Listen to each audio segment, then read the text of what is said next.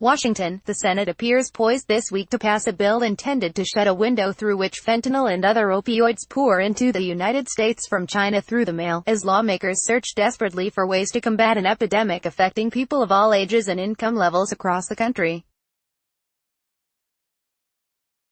The measure, part of a bipartisan package of legislation to fight the opioid crisis, requires the United States Postal Service to collect electronic information on merchandise arriving in this country, so customs inspectors can screen parcels for fentanyl and other contraband.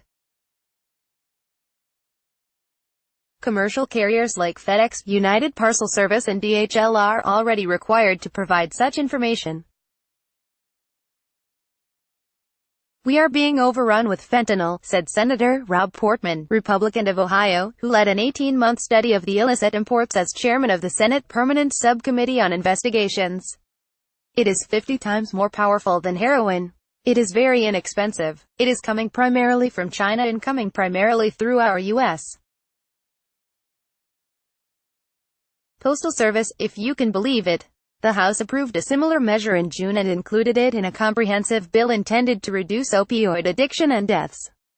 Some version of the legislation, which would also increase access to certain kinds of treatment and speed research on non-addictive pain medications, appears likely to become law this year.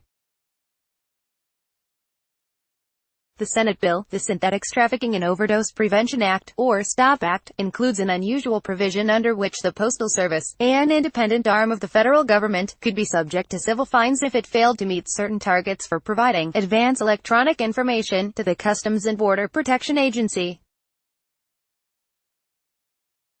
President Trump promoted the legislation in a recent Twitter post.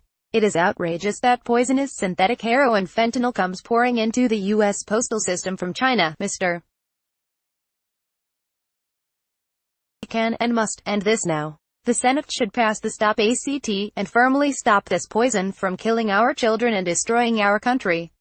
Under the bill, the Postal Service is supposed to provide information on at least 70% of international mail shipments, including all of those from China, by the end of this year.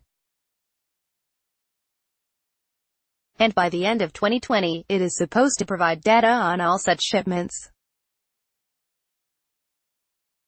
The Postal Service could block or destroy shipments for which the required information was not provided. The required data includes the name and address of the sender and the contents of packages, as described by the senders.